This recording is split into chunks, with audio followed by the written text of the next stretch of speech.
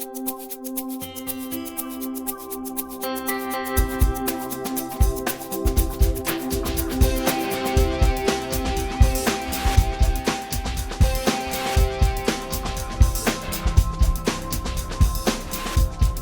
folks. It is Tuesday, April 17th, 2012. I'm Skip Ruddertail, your otter editor, and this is the Bad Dog Book Club.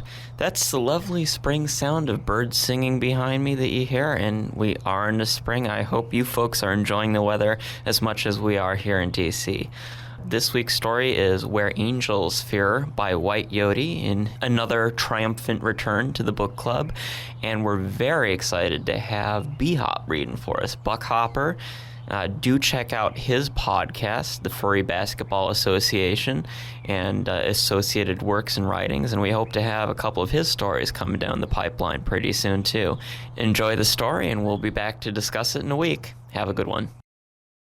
Where Angels Fear. Written by Whyte Yoté. Read to you by Buck Hopper. I sit in the old battered Chevrolet in the parking lot of the Colegio Militar, waiting for him to return. The air conditioner blows so cold it chills me, despite the sweltering heat. It's a miracle in a car this old.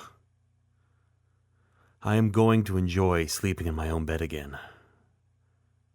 I'm not going to enjoy sleeping alone. I'm going to miss Trego. I wonder if he'll ever tell me his real name. Probably not, to a human and American journalist like me.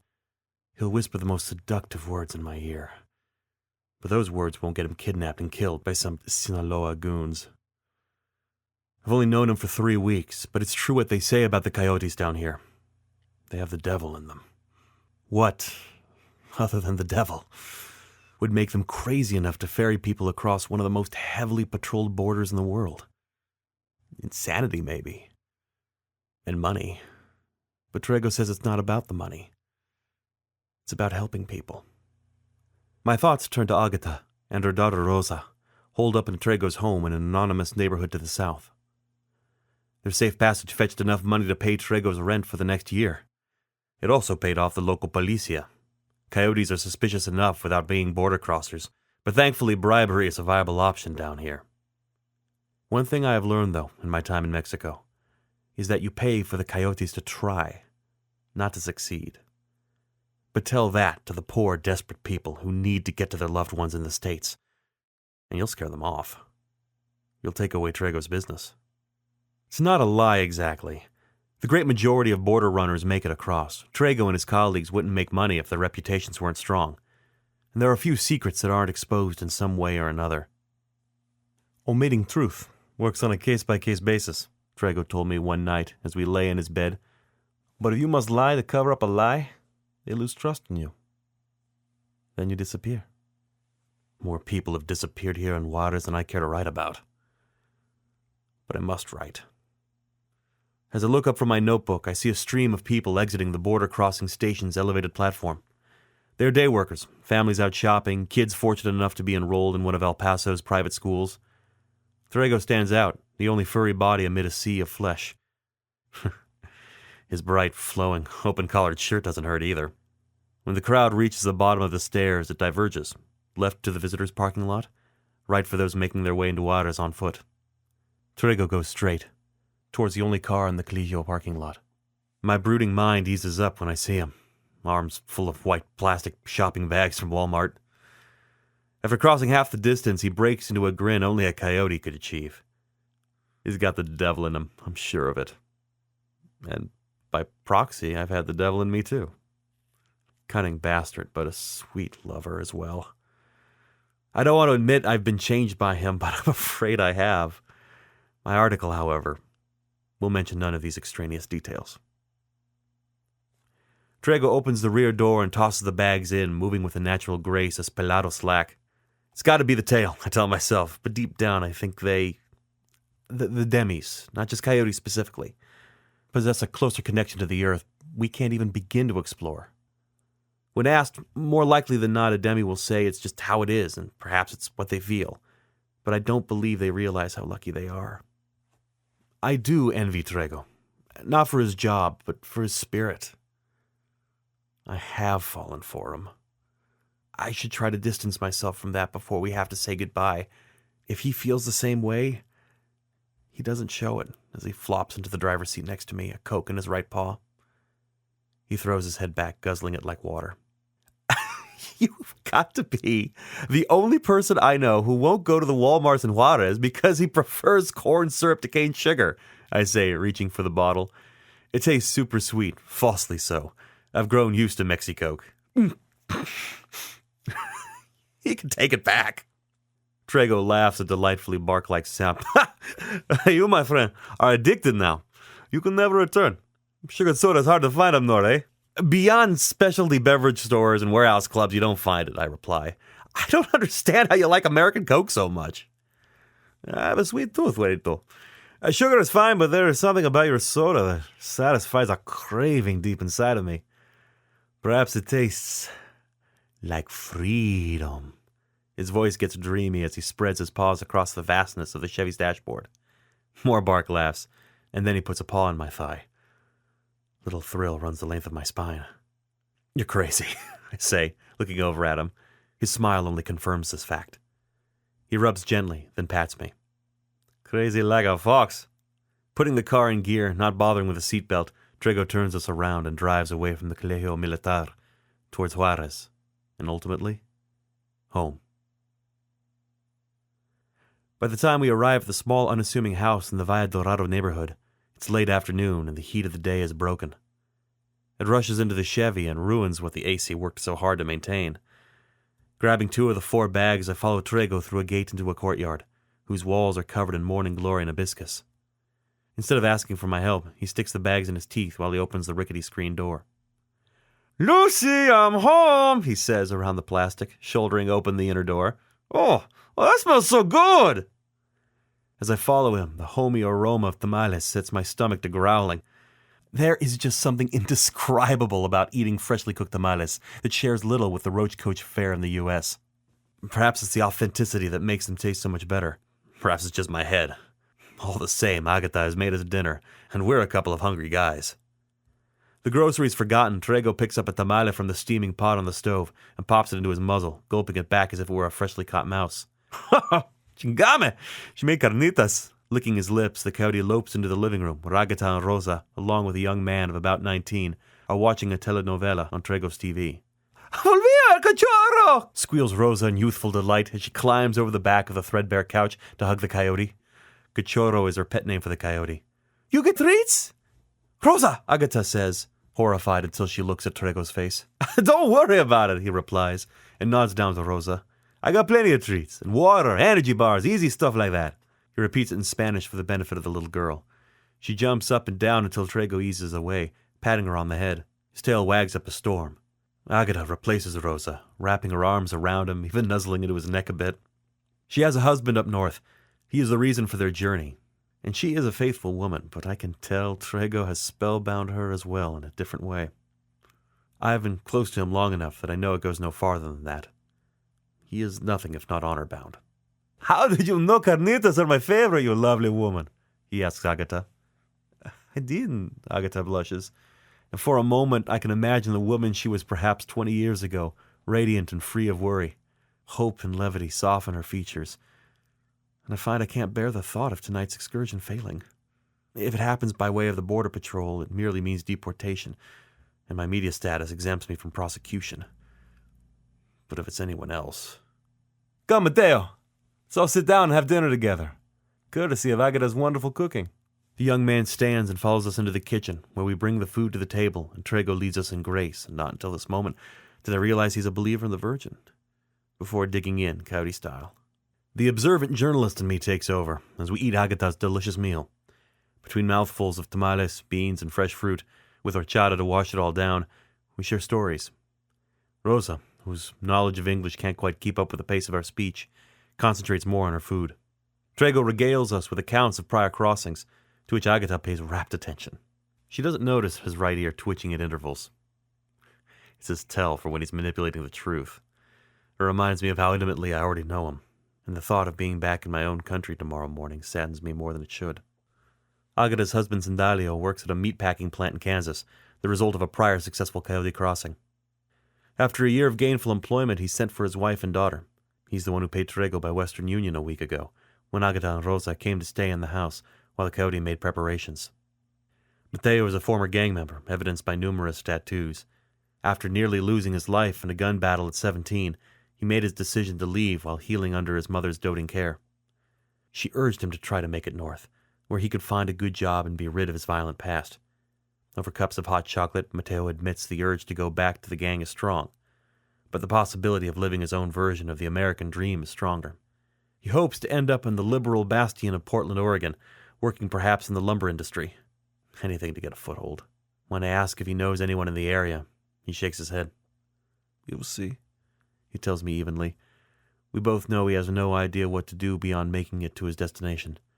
I jot shorthand notes in my spiral-bound journal and nod my reporter's nod, infinitely glad to have been born an American.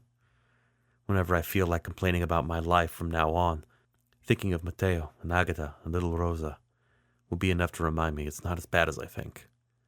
It never is, compared to these three. And Trego, don't you ever think about staying north? Every time you see people across, I ask, surreptitiously watching his tail act like a metronome as he washes the dinner dishes after the others have gone back to the living room to watch American Idol and SAP. "Oh, sure, I think about it," he says, eyes on his work instead of me. "But I have a job to do, amigo. I make too much money to want to go up there and stay. Too good at what I do, you know?" "I suppose so," I agree, noticing his right ear twitching. What's the real reason, Trego, I wonder? I don't press him, though. He was hard enough to crack when I had to convince him I was just a reporter, not someone hired to drive him into the waiting hands or paws of police or drug runners. Trego calls a meeting in the living room after the dinner things are put away. I turn on my recorder, and after assuring everyone their names will all be changed in the story, the Howdy outlines the process for later on in the evening. We're all to head to bed immediately and get as much sleep as we can before waking up just past midnight. A truck will take us along the Carretera Federal 2, then through the scrub brush to within 5 miles of the border. Trego would take us the rest of the way on foot to the place where New Mexico Highway 9 comes closest to the crossing point. There will be a car waiting to take the 4 of us to a motel in nearby Columbus. While the girls will stay at the motel with family, Mateo will head to the nearest Greyhound station where he will buy a one-way ticket to Portland. I will check into my own room at the hotel and call my higher-ups, who will arrange for transportation to Albuquerque, where I will fly back home and write my story and resume my normal life. Backpacks are laid out in front of us, prepared with foodstuffs and water, maps, flashlights, and flares, in case someone becomes hopelessly lost in the dark and must be found no matter by whom. Trego says we should not have an issue on a clear night like this, and we hang on his every word. Neither pointy ear twitches.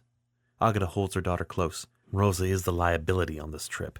She is young and easily tired, and she doesn't particularly want to walk across miles of desert. The women retire to the spare bedroom while Mateo covers up on the couch to get what hours he can. Trego and I go down the hall to his bedroom, which he's shared with me since my second day here on assignment. We undress, and I try not to watch him too much. Even stepping out of clothes, his grace is otherworldly.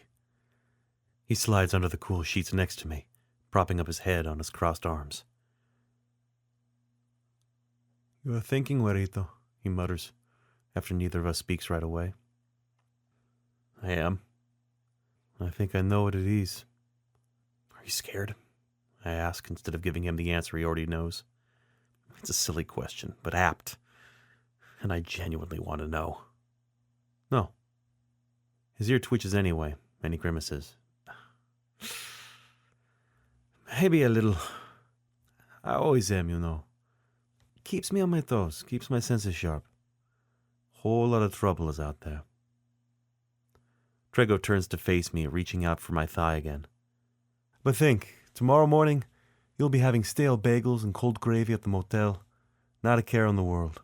Except telling the readers about what you saw. Well, perhaps not everything, he chuckles, but what they will want to read.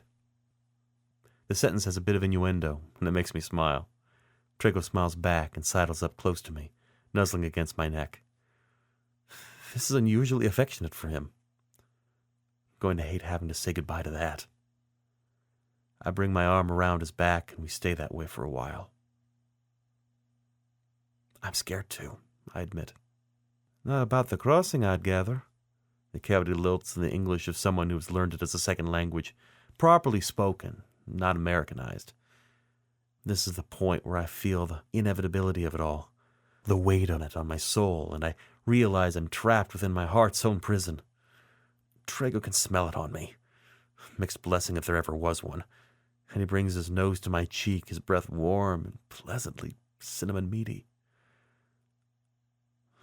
I'll miss you too, you know. You make a good bed warmer. It's just about as close as he will get to admitting his feelings, but it's enough. I begin to weep softly, but he is right there to lick up my tears. Then we're kissing. The foreignness of his muzzle on my mouth is tantalizing and arousing, as it was that first night with him. When he laid me down and told me to relax, it would be all right, he would take care of me.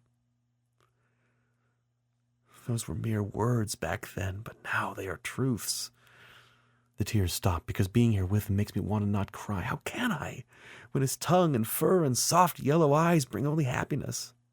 That happiness gives way to something more carnal, as it tends to do at night with Trago, and my hand makes its way lower. It may very well be the last time I get to share myself with him. So I continue telling him how much I will miss him in the best way I know how. Oh, Erito, he pants. I miss this so much. I make contact and he gasps, calling me by my given name for the first time. And we lose ourselves to each other. Trago's cell phone alarm wakes us up at midnight, but he snoozes for another 15 minutes in my arms before throwing the covers off and stumbling naked to the bathroom. I look after him, watching the shadow of his tail swish as he relieves himself. It's probably one of the most human things he does, as natural as it is out of place. He comes back in, pulls open a dresser drawer, and extracts a pair of plain boxer shorts. My view is spoiled a moment later, the Coyote grinning because he knows I like to look. Still like a curious child after all this time. I hope you slept well, he says. This might be the longest night of your life. Better than I normally would. He nods, and I swear I can see his ears pink up in the dim one-lamp light. Trago dons a pair of jeans and a black hooded sweatshirt and sits at the edge of the bed to tape his feet. He goes about it quietly, his expressionless face belying the worry I suspect is roiling around inside his head, poring over every detail of the path he's traced innumerable times. I want to put my arms around him and comfort him. I want to drag him back into bed and do unspeakable things to him. I want to go home, to the safety and familiarity of Boston. I don't know what I want. Ripping the tape with his teeth, Trago stands and stretches his feet and legs, bouncing a few times to break the wraps in. Then he surprises me by bending and kissing me on the forehead. I'm going to wake the others. The truck will be here within the hour. Dress warmly. When I exit the bedroom a little while later, I run into the scent of brewing coffee. I perk up like one of Pavlov's dogs at a dinner bell and wander into the kitchen to find Mateo sipping from a mug of orange juice. Lucky boy, he hasn't caught the coffee bug. I, however, am a participating victim. Trago is on the phone, speaking in hushed tones, his Spanish so quick I can't even begin to make out individual words. Agata comes around the corner with Rosa on her arm, the little girl rubbing sleep out of her eyes. Oh, gracias a Dios, she exclaims when she sees the brewer. I wouldn't make it otherwise. It seems Mateo doesn't need caffeine like the rest of us, I say, nodding toward the teen. I'm not sure he understood what I said, though. Mateo turns to Agata, and the two exchange words. I pick out gringo, and I know they're talking about me. Agata says, he wants to know what you find so interesting. Rosa nods from behind her mother's dress, as if she understood the entire conversation. I clear my throat and struggle. Acabo de decir como usted bebe el zumo de naranja con el resto de nosotros café de la necesidad. Mateo takes a moment to process my best attempt at Spanish. I can tell he's trying not to laugh. Dude, he says with a little trace of an accent, why would they send a reporter who can't speak the lingo? That's what I tried to tell my editor, I blurt out before realizing that Mateo actually spoke to me in my own language. And why didn't you say anything before I made a fool of myself? Because I wanted to see you try, he replies. Man, you're not too bad for a white boy. Thanks? De nada. Trego walks in with a backpack in each paw and his muzzle full of cell phone.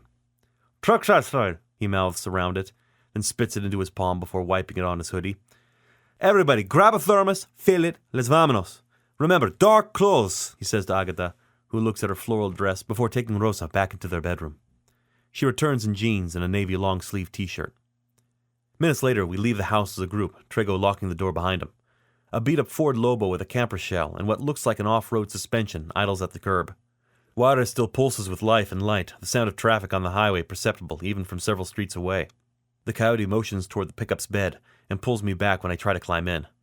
We get in the cab, Trego in the center of the bench, with me up against the door.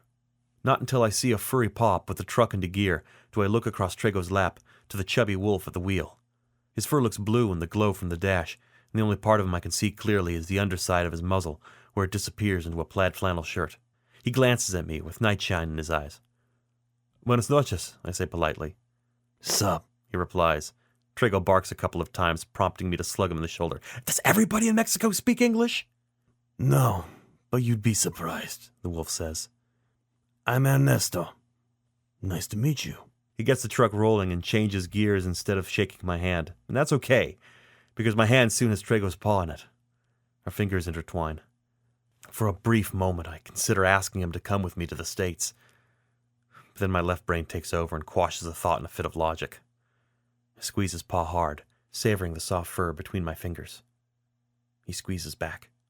The 45 gives way to the Carretera Federal Dos, and we head west, toward a secret turnoff. Nothing but silence from the truck's bed. I watch the road for a while, an endless black ribbon and an endless black night under a new moon. Trego's shoulder and fuzz-warm neck make a good pillow, and the next thing I know, we've stopped. My watch reads just before 2 o'clock. Trego nudges me out of the cab. I stand, shivering in the surprising cold, watching as the Coyote lopes down an embankment and back up the other side, his shadow cast long like a funhouse reflection in the truck's headlights. He bends over the fence, then walks down about 10 feet and bends again. Suddenly, the section comes down flat in one piece. Ernesto eases the truck into the embankment and over the down section as I follow, shooting Trego a "you clever devil" smirk as I step over the barbed wire. It goes up as soon as I'm on the other side, and we're off again. Shortly past the fence, Ernesto turns off the truck's lights and actually speeds up. Initial panic seizes me before I actually take the time to think it through. Wolves have night vision. So do coyotes. It makes perfect sense. I don't bother to write it down because there's no way I'm going to forget it. I have no light by which to write anyway. As a human, I feel handicapped in the presence of the other two males. It seems as if Ernesto has traveled this route many times for Trego, but on the 2 occasions the wolf flashes his high beams, I see no trace of track in the scrub. I understand the need to alter the path each time so as not to attract the attention of the Border Patrol. They can't come into Mexico, but they patrol from the air as well as on the ground. If a chopper cop happens to see a well-worn track, Trego's operation will be compromised. You okay? Trego asks close to my ear. I look at him and see concern on his muzzle, painted an eerie bluish green from the dashboard. Just thinking, I reply. I thought this part of the border had the new fence, the one that's supposed to be super secure. Trego gives a chuckle that would be derisive if we were alone. It does, my friend. They've run out of funding. They're trying to keep water inside what's the word for it? Colador. The thing you put noodles in to drain off the water? A colander? Oh, is that all it is? I am also surprised by the similarity. Like a colander, there are holes everywhere. A 3-mile stretch up ahead where it's just barbed wire between parts of fence. Nobody drives off the road because their trucks can't make it. Ernesto can. It's easy to get people within walking distance. And he can smell the way to the right spot. I'm not as good as you think, Ernesto pipes up, shoving the gear shift into first for a slow crawl through some nasty-looking tumbleweeds. I have a slow transmission leak, so I leave a trail wherever I go. How can you tell it's your tranny fluid, not someone else's, I ask. El camino de la fresa, Trego says, the corners of his mouth drawn up farther than I thought was possible even for a coyote. Ernesto nods, his eyes never leaving the road. A few drops of strawberry flavor don't affect the gears. It leaks, and I follow it back like a beacon. There is no mistaking that scent. Freaking genius, I mutter, flabbergasted. It's another fact I won't need to write down. I realized that my experience with Demis before my trip to Mexico had been much more pedestrian than I thought. I get the night vision and the sharp sense of smell, plus the advantages of avian and aquatic species, But leaving a fruit-flavored tranny fluid getaway trail? It's just not something the human mind can quite grasp until fed the information. We do what we can to get the job done, Drago says, and not get caught. I catch the minute flash in the outside mirror at the same time as the coyote. We're over 10 miles into the desert and no one should be following us. A seed of dread sprouts in my gut. Jefe, what do you want to do? Ernesto is sat up straight, his eyes flickering between the darkness in front of us and the lights growing in his mirror. Get to the fence. Go as fast as you can smell. Okay. The truck surges forward and the ride gets suddenly harsh and loud. I hear cries from the bed and hope no one is injured, especially Rosa. Our pursuer's lights bounce crazily. La Migra? I ask. Trego's mouth is a thin black line amid his dun and cream fur, all traces of his former ease gone. Not on this side, he says. They don't care about people leaving. That's a good tagline, I think. Draws him in with a summary of this whole sort of situation. And it's not just a commentary on what we're doing here tonight. The picture is much bigger than that. But the point of my article is the story, not political commentary. I will write about Trego and what he does, not whether or not he should be doing it. Faster, Ernesto, Trego says calmly. I can't smell that fast, brother, replies the wolf. I keep veering off the trail anyway. We're not going to outrun them. The coyote turns backwards to peer through the camper's shell, his paw at his waist. Metal gleams dully in the growing light. He's got a pistol shoved in the waistband of his pants. It shouldn't strike me as odd. I've never seen Trego armed, but then again, this is the first, and only, crossing I have taken, so the idea of protection seems a foregone conclusion. It looks good on him in an outlawish sort of way. Get as close as you can to the fence. See, Ernesto says tersely. The truck is no match for our pursuer's vehicle, though. It has a stronger engine and probably heavier-duty Baja-style shocks. Soon it's close enough that I can see it's another pickup, a Toyota, high off the ground and roaring over the scrub. Ernesto swerves to avoid something, throwing us all to the right, and the Toyota pulls alongside, then ahead of us, forcing us to stop. A cloud of dust billows up from the ground and dissipates just as quickly. I have a second to wonder who these people are and why they would be following us before Mateo kicks open the tailgate and starts running away from the truck. A babble of shouts in Spanish erupts from the Toyota before I see a fox rise up from the bed with a sniper rifle and pop off a quick shot. Mateo screams. Before I can think to move, Trego opens the door and launches himself over me and out of the cab, shouting in Spanish, ¿Qué mierda que están haciendo, idiotas? Defensa, pasora! He draws his pistol and aims it at the fox with a rifle. I climb out of the truck, my heart attempting to beat out of my chest. Mateo is about 20 feet behind the trucks, barely visible in the taillight's glow. He writhes around, holding his left leg. Another fox and two men rise into sight and train their own weapons on Trego, as a third man opens the Toyota's passenger door and walks around the back, slowly and with purpose. His hands are in the pockets of his jacket. You speak English, Coyote? He asks. Yeah, then don't play dumb with me. You're something I want, and it escapes me why you would want to keep it from me. The man crosses his arms and leans against the rear of his truck, the four males behind him ready for the order to shoot. Trego moves to aim at the man, but rethinks it. His peace wavers. You have no reason to believe me. But I don't know what you're talking about, my friend, says Trego, throwing his palms up in a defensive posture. The pistol dangles from one claw by its trigger guard. If I had a real reason to slight you, I would have shot your men by now, one of the foxes snorts. I haven't seen the coyote's shooting prowess, but I'm inclined to believe him anyway. It's a good thing you didn't, replies the man, or you will be dead now. Somehow I believe that too. Trego holsters his gun behind his belt. He's either crazy or extremely clever. I don't shoot people who are my enemies, he says evenly. The crack of a smile makes his face look lopsided. Pardon my skepticism, but I cannot know which you are until you tell me your name. The man holds up his hand and says some words in a language that is not Spanish, but close. Maybe Portuguese? 3 of the 4 men in the bed of the Toyota shoulder their rifles, but one fox maintains his bead on Trego's head. Vitino Apozo, the man says. Your man, Mateo Guzman there, has smuggled quite a bit of money from the Sinaloa coffers, and they would like it back. Either the money or his life, since we have no use for him alive. I watch Trego's face change imperceptibly as he hears this news. Not even his ears move, but somehow I can sense an unmitigated rage boiling up inside of him. I felt it before, in his bed, but in an entirely different way. Forgive me for prying, the coyote says. You don't seem the Sinaloa type. I hail from Lisbon, but life has brought me here. Opozo's air of quiet, effortless confidence is unnerving. In the ensuing silence between them, I could tell that neither one cares much for the other, besides the fact that they both care about Mateo. "Would you allow me to talk to him for a moment?" asks Drago. "I'd like to give him a piece of my mind before you kill him." The fox in the Toyota lets out an uneasy grunt. Opozo crosses his arms, making his jacket crinkle. "How do I know I can trust you not to deceive me, Coyote? Perhaps you should leave your weapon with me."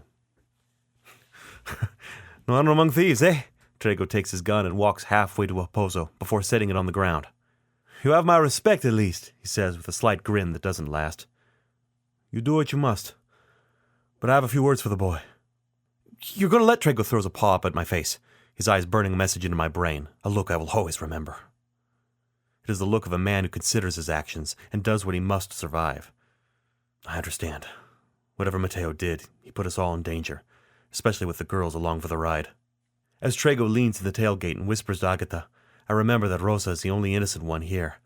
The fact that Mateo brought this kind of trouble on her as well does not sit well with me. I see Agatha cup her palms over Rosa's ears. When the coyote walks over to the boy and kicks him squarely in the ribs, I don't flinch. "Hijo de puta! Plena paranada!" I get that much before the rest is drowned out by girlish screaming. Eventually I turn away from the spectacle to see Opozo and his fox rifleman exchanging bemused glances. Opozo rubs his chin in deep thought, and for the first time I wonder if any of us is going to make it through this night. I hear Drago's footsteps approaching, then stopping beside me. He's breathing hard, the last gasp of a growl dying in his throat. I'm done with him. "Matelo!" Opozo shouts to the fox, who takes aim and fires a single shot in the space of less than a second. Mateo's cries stop immediately. The rage I felt is now a sickly, sweet lump in my throat. Despite Agatha's attempt to spare Rosa the trauma, the little girl is crying. "Get in the truck," Drago whispers to me. "We're done here." Something about his timbre tells me not to question him. I slip back into the cab, sliding toward the center of the bench seat. I could still see Opozo beyond Drago. The coyote's tail does an odd dance between dominance and fear. "I'm afraid we're not done, Coyote," the man says, pushing off the Toyota and sauntering a few steps in our direction. "Your periodisto is a liability." I feel Ernesto's meaty paw clamp down on my wrist before I can move. "Don't, Gringo," the wolf murmurs. "Leave it to Drago." I know he's right, but that helps my frustration little. I never thought I'd be putting people in danger just by my presence, but now I can't imagine how I could miss the obviousness of it. "Why liability? And why do you think he's a reporter?" Drago asks. "Why else would you have an American with you? He's a tourist who lost his passport." "That is a matter easily sorted out by Border Patrol and Customs. Why drag him out to the desert? Is he curious as to how you work? Or is he taking a story back to some newspaper so he can bring more unwanted attention to both of our operations?" "Hey, boss," Ernesto calls over my shoulder.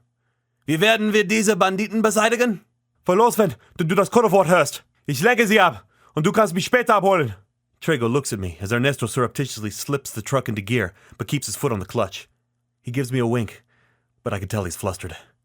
I don't speak a lick of German, but I appreciate the ingeniousness of using it as a code language. "What are you doing?" I whisper.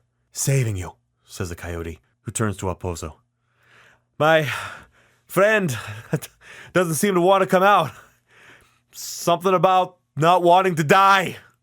I see his left paw go towards a small cargo pocket as he turns slightly, and something in my gut tells me things are going to go bad very quickly. "Tell him he doesn't have a choice. He comes with us, or you all die. Makes no difference to me." "I'd rather see you in a pair of lederhosen," Drago says as he draws his mouse gun and aims upward, firing. The fox rifleman jerks backwards into the bed of the Toyota, a spray of blood erupting from his neck. Then Ernesto is jamming his foot to the floor. The truck lurches forward, sideswiping the Toyota, the door almost slamming on my fingers. The next few seconds seem to pass slowly before me. Opozo pulls a gun from his jacket pocket, takes aim and fires, not at me, but at Drago. I see clearly the explosion of red as the slug enters and exits his shoulder. He falls to his knees, but not before raising the gun to take a return shot. Then he is out of sight behind us, glowing red, and then gone. I hear a single report as we fly along the scrub toward the border. Though my heart wants to believe Trago shot that son of a bitch in the head, my brain doubts it. A man on the ground and 3 others armed in the bed of his truck. Managing to get my seatbelt on, I don't realize I'm crying until I look into the rearview mirror, hoping for a glimpse of something I'm not entirely sure I want to see. Of course, there's nothing. We're a good mile away already. I feel Ernesto's paw on my shoulder. "He did a brave thing," he says, staring forward. "That's the kind of guy he is. I wouldn't expect any less. Would you?" The wolf doesn't try to tell me everything's going to be fine. I respect him for that, in a way.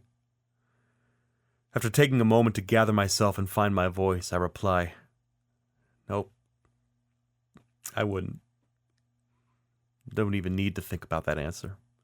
The truck speeds along through the night, Ernesto's window open so we can follow his trail of strawberry-scented transmission fluid to an invisible border. The very concept seems so unrealistic as to render it hilarious. I feel like laughing as much as crying, but I force myself to do neither. Ernesto negotiates a wash for a good 10 minutes, crawling slowly with no lights and no moon. About a mile past the opposite bank, he rolls to a stop but leaves the truck running. "This is as far as I go." The wolf turns to me, his muzzle rendered faux sinister from the dash lights. "You take the women and head north, straight for my truck. You'll cross about a mile from here. No fence, but you'll know. Another mile up is the highway. The car will be waiting." "How will they see us?" "Agata has the number on a prepaid phone. All they have to do is drive up and back within a mile and they'll find you, I promise." A small, sad smile creases his eyes. He looks too old to be doing this. "Thank you," I say, holding out my hand. The wolf takes it, surrounds me with both arms. Fur and cologne and lupine musk all hit me at once, and reminds me of Trago. "Find him, will you?" "I'll try. Things have a way of disappearing in the desert. But I can find my way back there." Don't put yourself in danger." "You worry too much, Balado. Now go." He pushes against my shoulder and I go. Agata climbs out of the bed, her face stiff with resolve, and when she looks at me, I can see fiddly masked sadness. Rosa crawls sleepily behind her, and I offer to carry her on my back the rest of the way. She readily accepts. We say our goodbyes to Ernesto and set off northward with the horizon just beginning to lighten. We don't need the tiny flashlight. The point is to have enough light not to trip over vegetation, but not enough to be spotted. We enter the United States with little more than a sidelong glance at what used to be a low barbed wire fence stretching to the horizon in either direction.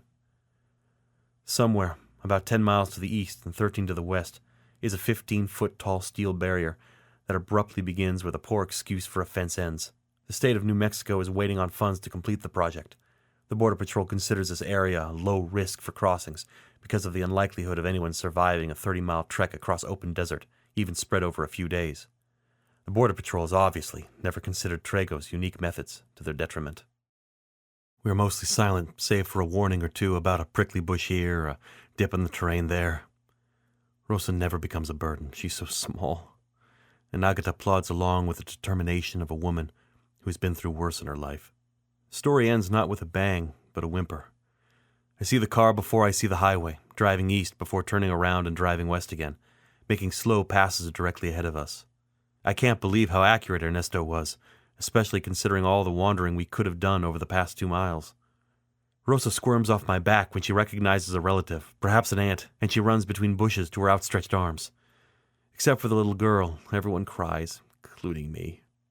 It's a combination of relief, fatigue, happiness, grief, and hope. We cut it short and pile into the car when we see headlights approaching. The drive to Columbus is filled with muted chatter until Rosa speaks up. "Mamá, ¿qué le pasó al cachorro?" Agata and I exchange a pained look across the car. "Tenemos que quedarnos. Así él podrá ayudar a otras personas," the woman says, in that pseudo-sweet tone mothers use to explain adult concepts to young children without alarming them. "Es un buen cachorro," Rosa says. "Sí, lo es," Agata replies. "El mejor coyote que ha existido," Rosa exclaims. No, those are words I know. Agata smiles but turns away when her mouth starts to tremble. "Sí," I venture, translating in my head as best I can. El mejor. Half an hour later, we check in at the motel, where I say my goodbyes to Agatha and Rosa. We exchange information, and I make her promise to update me in a couple months. Not for a follow-up story, but because I want to know how they're doing. I manage to make it to my room before I break down. I cry silently and freely, but it doesn't last long. Sadness gives way to exhaustion, and I fall into darkness with the scent of coyote all around me.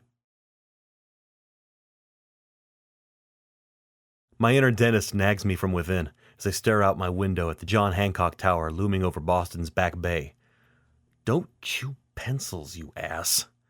I know better, but it helps me think. It's not uncommon for me to chew a pencil while I edit with a pen, but today I'm thinking. There's a knock on the door, and my editor opens it without waiting for me to respond. We know each other well enough by now. He peeks his head in, and the rest of him follows. Hey, me and Steph are going to try out that sushi place over on Cambridge Street, he says. I inwardly cringe at the lack of grammatical prowess. You want to come? No, I brown bagged it today, I reply, though my version of a brown bag is most likely going to be a Santa Fe salad from my building's cafeteria. He must have seen something in my eyes because he lingers in the doorway longer than he normally would. Something bothering you? You can't tell me you're blocked. He stands with one hand over the top of the door, with his white golf shorts and Tommy Bahama shirt hanging loosely off his frame. I shake my head, just thinking. Mulling words, clauses over in my head, that sort of stuff. Just read that again, he says, grinning, jerking his head to the right where he knows I've hung my framed copy of the magazine that contains my article. The article that won the National Magazine Award last year. The article that got me the attention and brought my name into the spotlight, if only for a few months. The dust has since settled, as has my job. My metaphorical Rolodex has grown, and I'm eternally thankful for that. I feign what I hope is a convincing grin. Thanks, but there's only so many times I can read it before it loses its meaning, you know? He nods, although I can't tell if he really understands. In fact, I've read the article only once, at the acceptance ceremony. Since then, other things have commanded my attention.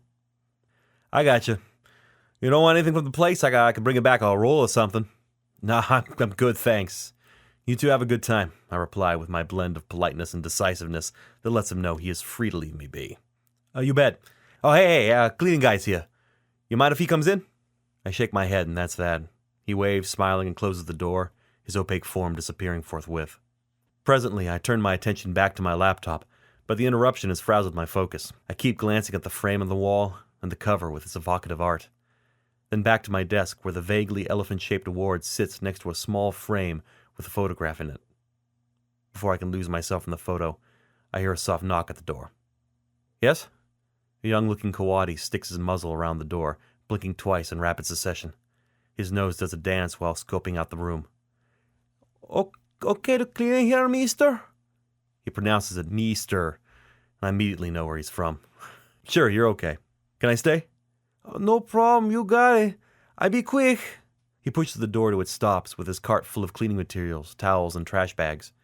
As he begins to dust along my bookshelves, I lean back and give up trying to work. It's almost the end of a long week, and now I'm stuck fighting back thoughts I've worked a long time to suppress. Instead, I watch the coati work, idly impressed by the speed at which he moves and the interest he seems to take in an otherwise mundane job.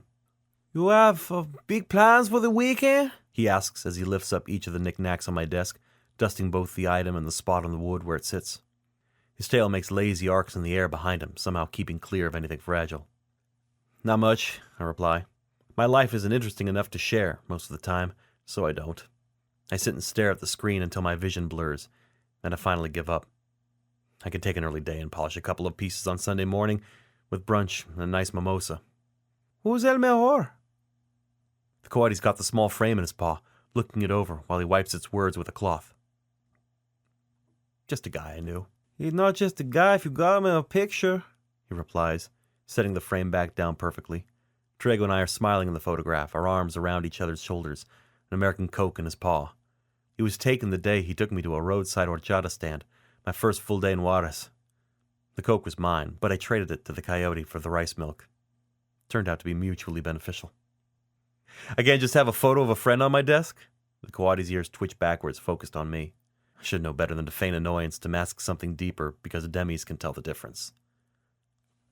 Lo siento, sir. I should not have asked. No, it's okay. I'm sorry if I overreacted. I apologize. Taking the frame and gazing at it before speaking again. He was a good friend of mine. You can say lover if you want. I don't care, he says, taking me aback with both his honesty and intuition. When he sees my face, he continues, although he's blushing. Once you've been with someone, it stays on you a while. He lets the words hang before bashfully turning back to his cart for the vacuum. How do you keep secrets from one another? Very carefully. He draws out the first word, grinning and touching his snout. He's not with us anymore? No. What more do I need to say? Risking his life, Ernesto drove back the next day to the site of our confrontation with Oposo and found Trego's body, untouched, except for 2 gunshot wounds. The wolf told me Trego didn't suffer, and I believe him. I have to. With the help of 2 friends, they buried him at that spot, under a rudimentary cross made of rocks. I plan to visit someday, but when is still an open-ended question. Come to think of it, he could have been lying to protect Trego's whereabouts at all costs. It's a painful thought, the possibility of the coyote still living. Not to mention selfish and uselessly romantic to think about it too hard. The coyote places his paw on my shoulder. I look into his dark eyes. They hold a conviction none of my American peers can match. I'm sorry. I will pray for both of you. He looks like a good male. He was. El mejor. Por supuesto. He pats my shoulder and goes back to work, softly whistling some tune I've never heard. It makes me smile as I pack my briefcase and snap its latches closed. You can lock up if I'm not here, right? Have yourself a good night, senor, says the coyote without pausing. I take care of it, yes? Go ahead, I reply. I think I'm going to go home and light a candle. I think you would like that. St. Francis of Assisi, in case you wonder. Thank you. Patron saint of animals. Makes sense. There's bound to be a store along my commute home. Maybe St. Christopher, too. Trego did his share of traveling, after all. My smile grows as I approach the ground floor. By the time I get to my car, the anticipation has lifted my mood. It's been a long time since I've spent a nice evening with Trego. I wonder how he's been. This has been Where Angels Fear, written by Whyte Yoté. Read by Buck Hopper.